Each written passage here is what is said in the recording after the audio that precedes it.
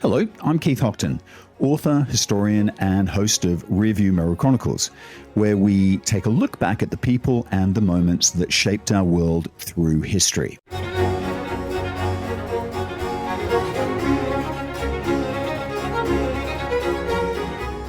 Hello. In 925 AD, a young king stood in Kingston upon Thames and was crowned.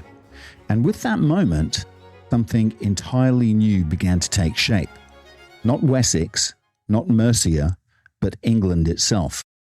His name was Æthelstan, and if you go to Kingston today, you'll find nothing grand to mark the spot where he was crowned, just an unimposing stone sitting rather awkwardly in the middle of a roundabout in what's now a busy commuter town just outside London. And it's passed every day by people who, if they notice it at all, would have very little reason to suspect that this quiet, almost forgotten object marks one of the most important moments in the history of the island. Because it was actually here, almost exactly 11 centuries ago, that Æthelstan was crowned, although even that neat version of events actually hides a very complicated truth. For he had, in fact, come to power the year before, in 924 AD, and the delay in his coronation, well, that tells you something very important about the world that he was stepping into, a world in which kingship wasn't simply handed over, but had to be secured, negotiated, and at times, very quietly fought for. And I think that really matters because the Britain that Æthelstan inherited wasn't a single kingdom waiting for a crown, but a real shifting mosaic of rival powers and alliances and uneasy borders. You know, a landscape in which authority was always conditional and never entirely secure. To the south lay the foundation of his father's rule, the expanding kingdom of Wessex under Edward the Elder, which had already drawn Mercia into its orbit, first through the remarkable leadership of his sister, Æthelflæd, and more directly under West Saxon control after her death. But beyond that core, the picture fractured very quickly. For Northumbria, and especially the great city of York, they remained under Viking influence, part of what we now call the Danelaw, a region that was actually as unstable as it was wealthy, while further north, the kingdom of Alba, Scotland, was under Constantine II, a ruler every bit as ambitious and as watchful as Æthelstan himself. To the west, the old Brittonic kingdom of Strathclyde endured, stubbornly independent, and of course in Wales there was no single authority at all, but actually a constellation of kingdoms, Gwynedd, Powys, each pursuing its own interest, sometimes cooperating, sometimes competing, and always alert in shifts of power across their island. So when we say that Æthelstan becomes the first king of England, we need to be careful because there was no England in the way that we understand it. Not yet. Only a young king stepping into a very fractured and deeply contested world in which power had to be asserted, recognized, and constantly defended. And that's really where my story begins, not with a coronation, but with a question, whether this young man could turn a patchwork of kingdoms into something resembling a single realm. So let me just sketch out the political situation in 924, who is where, and more importantly, who's watching him. So the political situation that Æthelstan steps into in 924, and indeed in the months leading into 925, wasn't simply complicated, it was unstable and layered and in many ways unresolved. Across what we now call England, there were multiple kingdoms, each with its own traditions of rule and its own sense of identity. So in the south and west, there was Wessex, the great power built by his father, Edward the Elder, while in the Midlands lay Mercia, once dominant, now tied uneasily to Wessex, and further east and north, places like East Anglia and Northumbria, each with their own histories, their own rulers, and crucially, their own expectations of independence. These were not passing territories waiting to be gathered up. They were fully functioning kingdoms, issuing laws, granting land through formal diplomas, minting coins in their own names, behaving in every meaningful sense as sovereign powers. And nowhere was this more apparent than in Northumbria, and especially in and around York, where the situation was way more volatile, shaped not just by Anglo-Saxon policies, but by decades of Viking settlement, with a succession of Norse kings, some ruling briefly and some more securely, many of them connected across the Irish Sea to Dublin, creating a political world that didn't fit neatly into any English framework at all. And if you widen the lens just a little bit, it becomes even more complex. Because beyond these Anglo-Saxon realms, Wales remained politically fragmented, more so than any of the other counties, a constellation of kingdoms rather than a single entity. And of course, I mentioned to you Constantine II of Scotland, and then across the Irish Sea, a dense web of competing kingships, literally hundreds of them, layered, overlapping, and constantly shifting. This is the complicated web that Æthelstan would come to engage with, and in time, attempt to dominate. But in 924, it's simply the world he must be able to survive in. Because that year, his father dies, and with the death of Edward the Elder, the question is not who will succeed, but whether succession itself will hold. In Winchester, the heart of Wessex, his half-brother Ethelwerd appears to have been accepted as king, while Æthelstan himself may have been acknowledged in Mercia, suggesting, at least for a brief and rather tense moment, a divided rule between the two. It doesn't last. Ethelwerd dies within weeks, and with his death, the immediate obstacle disappears, allowing Æthelstan to emerge as the sole king. But of course, that doesn't mean that he's secure, because there are signs, quite clear ones, that his position is resisted, particularly in Wessex. And later sources, including William of Malmesbury, writing in the 12th century, preserve a memory of just how precarious those early days must have been, even recounting a plot, shadowy but telling, in which a man named Alfred is said to have conspired to have Æthelstan blinded, a brutal but effective way of removing a king without killing him. Whether every detail is almost true doesn't really matter. What matters, I think, is the atmosphere it reveals. This isn't a smooth succession, it's a contested one. And even with the territories he's supposed to control, there are fractures. For Wessex and Mercia, though politically linked at this point, are not seamlessly united. And in Mercia itself, the eastern regions remain deeply influenced by earlier Viking settlements, leaving open the question of who, at any given moment, truly holds authority there. So Æthelstan begins his reign not as an undisputed ruler, but as a very young king surrounded by uncertainty, opposition, and absolutely unfinished business, which of course raises a deeper question. In a world like this, what actually makes a king? Is it blood? Is it power?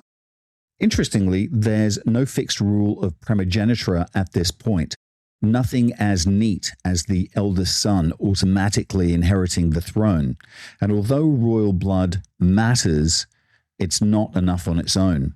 Those who might succeed were actually known as Æthelings, which quite literally means throne-worthy, men of the royal house who could plausibly claim kingship.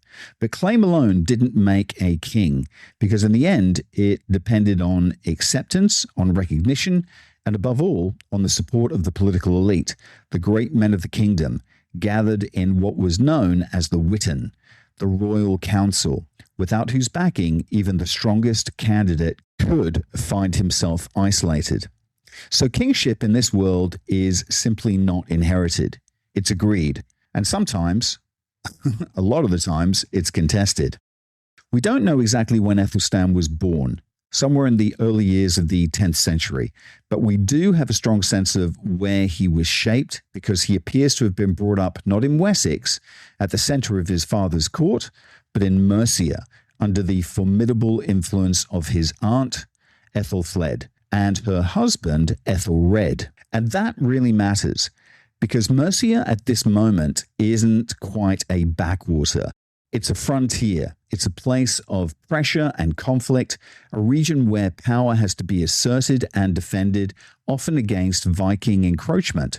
And Æthelfled herself is no passive figure, but a ruler in her own right. Recorded in the Anglo-Saxon Chronicle, in leading military campaigns, in building fortifications, in actively shaping the political and military landscape of the Midlands. So if you want to understand Æthelstan, it's actually worthwhile pausing here just for a second, because he's not raised in the comfort in the heart of Wessex, but in a world where rule is practical, immediate, and often hard-won. And there's a really good reason for that. His father, Edward the Elder, had multiple marriages, and with each new alliance came new sons and political rivals. And so it may well have been politically convenient to remove the eldest, Æthelstan, from the center of the West Saxon court, placing him instead in Mercia, where he would be shaped, protected, and perhaps quietly set aside and forgotten about by his rivals. But if that was the intention, it didn't quite work out that way, because Mercia didn't diminish him. It prepared him. And all the while, beyond these internal dynamics, there remained the larger, ever-present question of the Vikings. They had been the great challenge of his grandfather, Alfred the Great, and they hadn't gone away. By the time Æthelstan comes to power, they remain deeply embedded in the political fabric of the island, particularly in Northumbria and around York, and crucially, they're not isolated, but connected across the Irish Sea with strong links to Dublin, meaning that the western seaboard of Britain, from Wales up through Scotland, is actually part of a wider Norse world, fluid, mobile, and potentially very threatening. So what does a young king do in the face of that? Well, at first, you would advise him not to fight. You would advise him to negotiate. And that's exactly what he does. Within a couple of years of coming to power, Æthelstan reaches an agreement with the ruler of York, Sitric, stealing it not with force, but with a marriage alliance, giving his sister, whose name actually hasn't come down to us, in marriage to Sitric in 926, a move that speaks both to Æthelstan's pragmatism and I think also to the strength of the Viking position in the north. At this point, I would say his authority has its limits.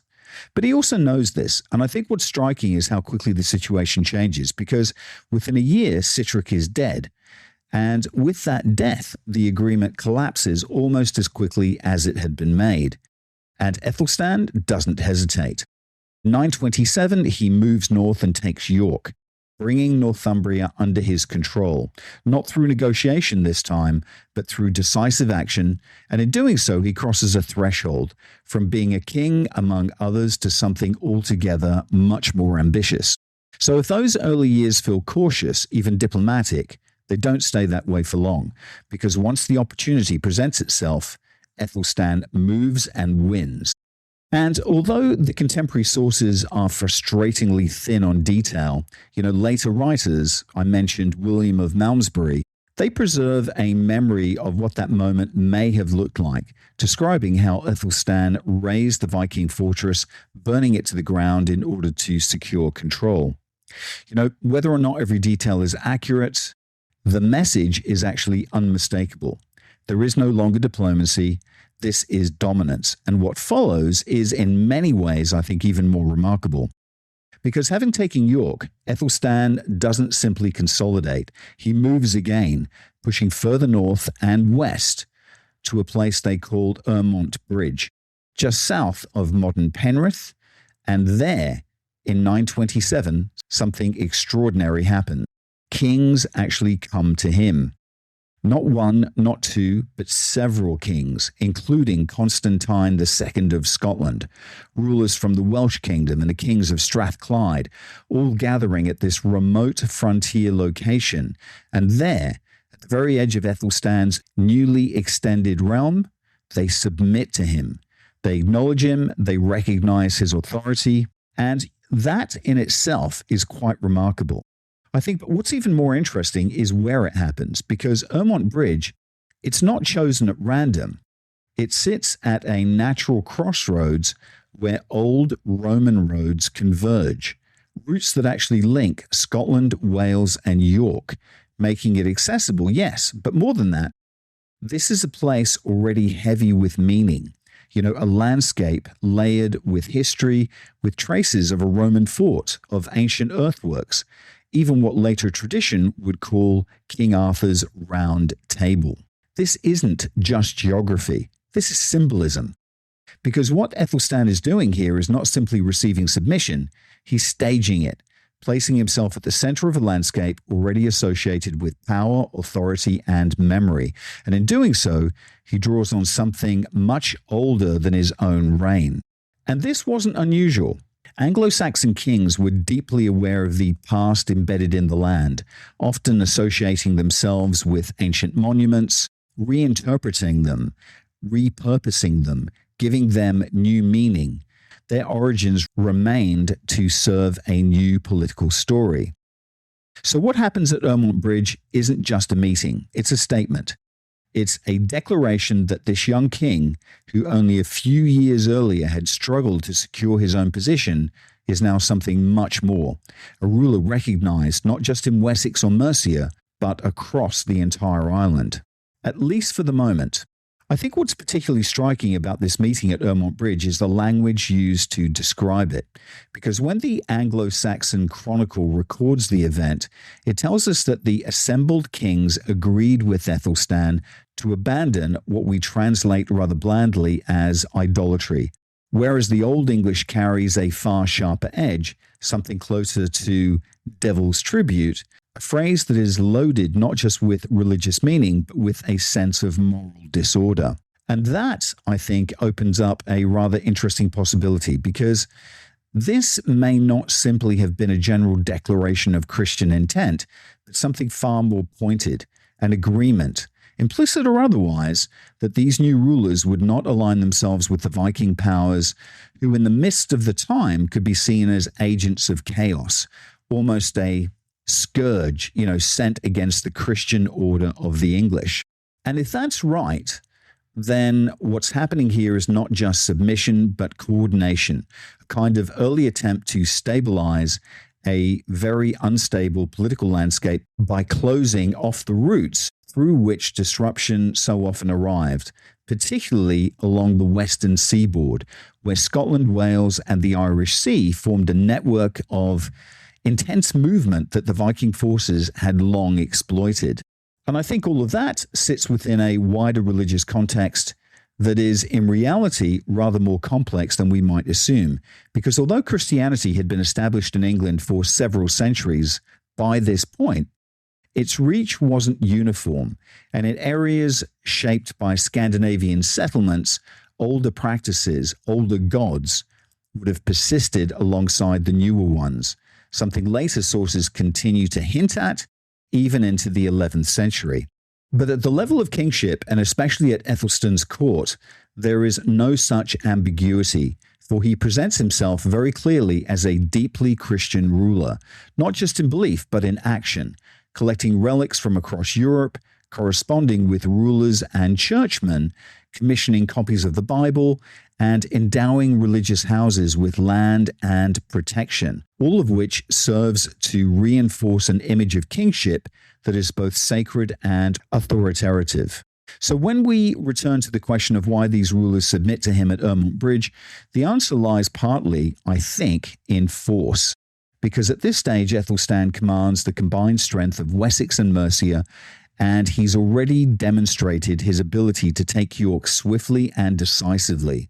But it also lies in something less tangible and perhaps more powerful, which is momentum, the sense that power is shifting in his direction and that resilience may no longer be the most sensible option. Because in a world like this, kings don't simply submit to armies. They submit to inevitability. What seems to lie behind the submission at Ermont Bridge is not just theatre, but something much harder, something much grounded in future power. Because by this point, Æthelstan isn't simply a claimant who has survived. He is the heir to a system that has been carefully built over 2 generations, beginning with his grandfather, Alfred the Great, who at the edge of defeat created a network of fortified towns, a defensive grid that allowed Wessex to hold, to recover, and to ultimately push the Vikings back. The system didn't stop with Alfred. It was then extended by his father, Edward the Elder, and by his formidable aunt, Æthelflæd, who drove that network north and west into the Midlands, into contested territory, turning defense into expansion, and creating, almost without anyone quite realizing it, which is the absolute genius of it at the time, a platform from which further conquest became possible. So when Æthelstan moves north, he doesn't do it blindly. He advances from strength, from a landscape already marked by power. And I think that really matters because it means that when those kings gather and submit, they're not just responding to a moment, they're actually responding to a system, to an infrastructure of control that can reach them if it needs to. So yes, look, there is diplomacy for sure, but behind it, unmistakably, there is force. And once that submission has been secured, something else happens, something just as important. Æthelstan changes how he describes himself. Because until this point, his actual title had been King of the Anglo-Saxons, which is effectively a regional identity, rooted in one people, one tradition. But after 927, that shifts, and he begins to style himself as King of the English. Rex Anglorium. A subtle change, but a very profound one, because it signals not just rule over a people, but over a land. And we can see that shift everywhere. In his charters, those formal grants of land, which began to adopt a new, more elaborate style. In his coinage, where his authority is stamped and circulated. Even at times, in more ambitious claims still, styling himself as Rex Toitus Britanniae, King of all Britain. A title that perhaps reaches a little beyond reality, but hey, it also tells you a great deal about how he wished to be seen. Image is everything. And I think the remarkable thing is that this isn't simply just empty rhetoric, because in those same charters, in the witness lists that record who was present when decisions were made, we begin for the very first time to see something new, the presence of Welsh kings, of a Scottish ruler, of the King of Strathclyde, attending assemblies at the heart of Æthelstan's kingdom, standing at least formally within his political orbit. There is, in other words, a degree of reality behind the claim.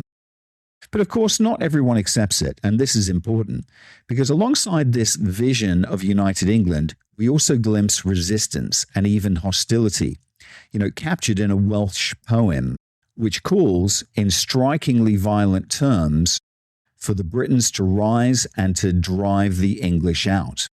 So even at the moment of creation, there is tension. Even at the moments of unity, there is fracture, and that shouldn't surprise us. Because although by 927, Æthelstan controls Wessex, Mercia, Northumbria, and East Anglia, what he's created is not yet seamless. It's not yet a unified state, but something far more fragile. A structure laid over regions with their own identities, their own loyalties, and in some cases, their own doubts. But this is also why 927 matters, because it's not the moment that England becomes simple. It's the moment it becomes possible. And I think from that point, from the rest of his reign until his death in 939, Æthelstan's task is not to just hold what he has taken, but to make it real, to extend structures of governance, to impose order, and to turn a claim into something that can endure. And let's just take a quick break, and we'll be back in a second with part 2. Autonomous is your one-stop shop for your Malaysia My Second Home visa. But they are much, much more than that. When you sign up with Autonomous, you become part of a larger community. A community that actually cares about you and your family in Malaysia. And that's important when you move to a new home. For more information, go talk to TG. or WhatsApp him on +60 12 49 37 270, or visit their website penangmyhome.com. And we're back. What follows after 927 isn't a period of rest, but a period of construction. Because having claimed the new kingdom, Æthelstan now has to make it real. And one of the ways he does that is through something that might sound dry at first, I suppose, but it's in fact deeply revealing. And it's the issuing of royal diplomas, those formal grants of land which for the very first time begin to operate across the entirety of what we can now call an English kingdom.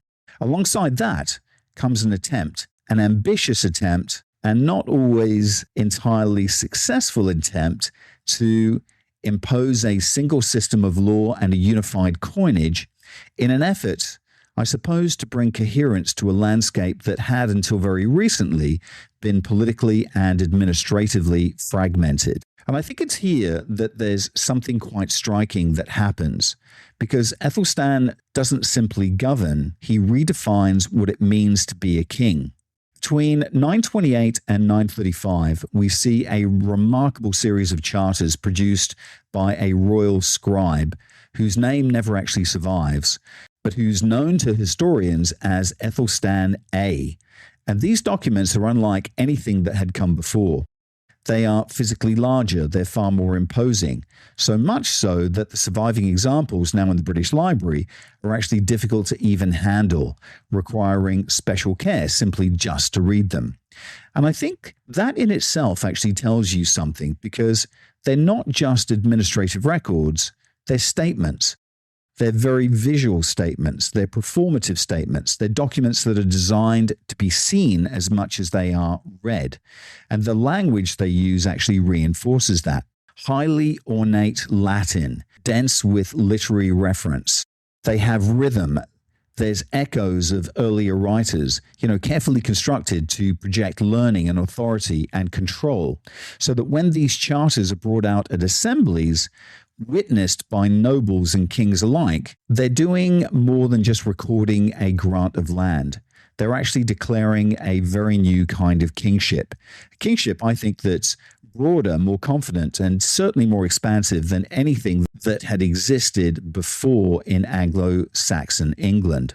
Which is why I think it's fair to say that Æthelstan's reign redefines the parameters of kingship, not just territorially, but conceptually, because he's actually presenting himself not simply as a ruler among others, but as something closer to a sovereign over a realm. But for all of that projection of control, the reality of the situation is actually far less settled, because beneath the surface, there is a constant tension. There are internal threats, not least from within his own family, where rival claims never entirely disappear. And in 933, we see one of the darker episodes of his reign when his half-brother Edwin is sent out to sea and dies. Whether by accident, misfortune, or something more deliberate, we'll never know with certainty, although later sources begin to hint cautiously but suggestively that Æthelstan himself may have had a hand in his removal. Whether or not that's true, it tells us something important. This is not a peaceful kingship. This is a guarded one. And beyond those internal pressures, the external risks remain ever present.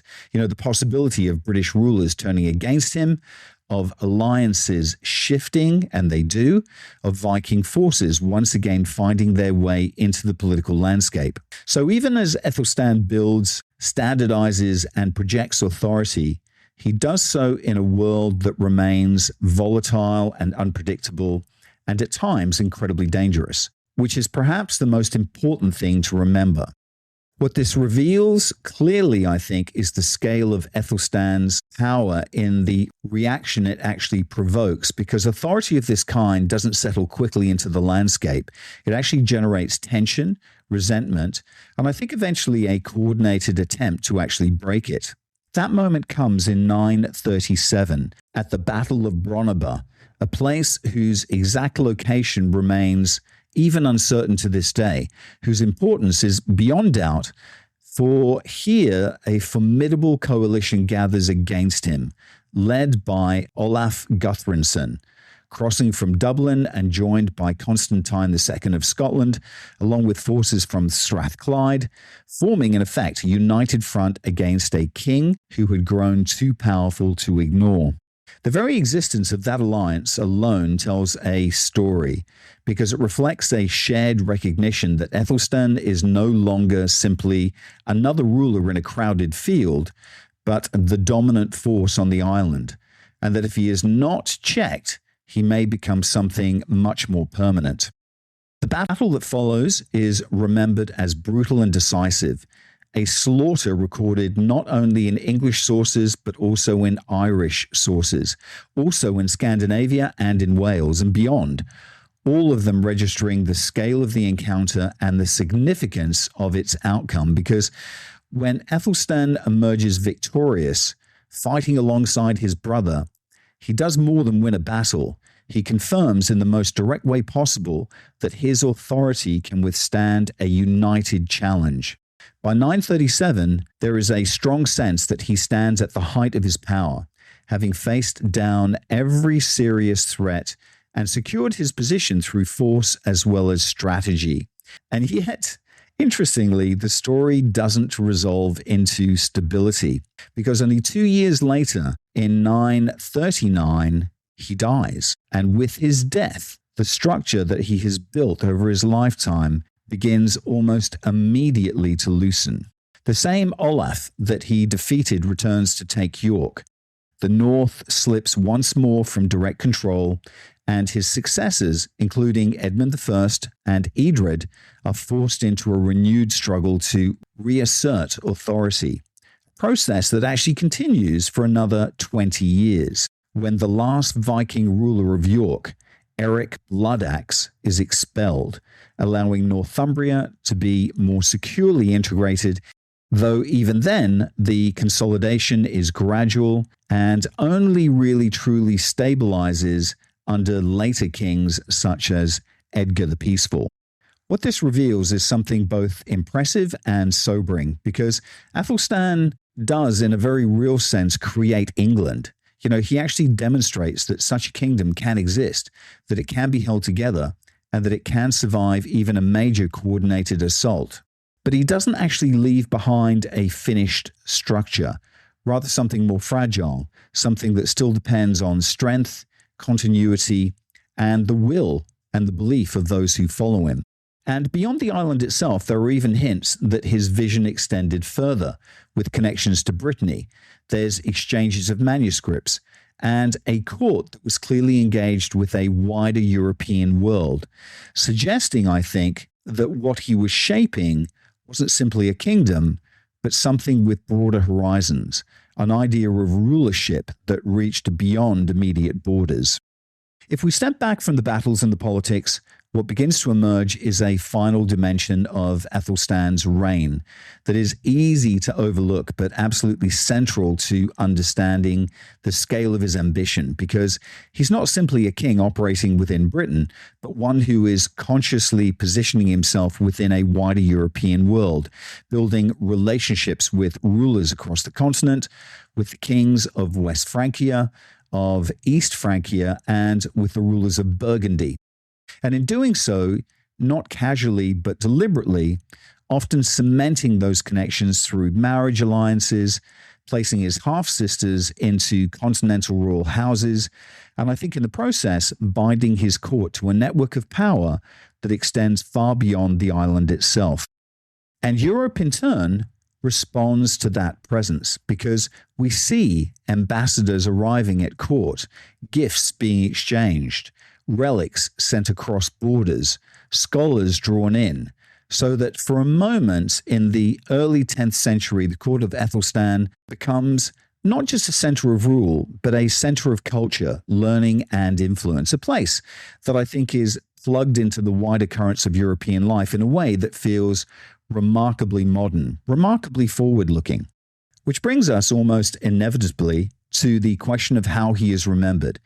Because as we pass 1100 years since his coronation in 925, and we look ahead to that pivotal moment in 927, when England first takes recognizable political shape, there's a curious imbalance in the way history has actually treated him. Here is a figure who is, in every meaningful sense, foundational. The architect of a kingdom, the man who demonstrates that England can exist as something more than a coalition of competing powers. And yet, he remains, even now, oddly obscure, overshadowed, I think, by those who came before, Alfred the Great, and after him. Part of the explanation lies not in what he achieved, but in what survives, because he leaves behind really no single narrative to carry his story forward, no contemporary biographer to shape how he is seen, no defining visual artifact to fix him in the imagination. Nothing like the Bayeux tapestry that makes 1066 so vivid and so immediate. And so while his grandfather, Alfred the Great, is illuminated by the writing of Asser, Æthelstan must be reconstructed from fragments, from charters, from chronicles, from scattered references that hint at his greatness without ever really quite capturing it in its full. And so, in a sense, he becomes a victim of history itself. Not forgotten, but never fully brought into focus. It's a curious fate for a man whose achievements were so substantial, because if we're looking for a moment at which England begins, not as an idea, but as a political reality that can be governed, defended, and imagined as a whole, then 927 deserves to stand alongside the great dates of English history, every bit as significant as 1066, even if it arrives without spectacle, without embroidery, and without a single story to carry it forward.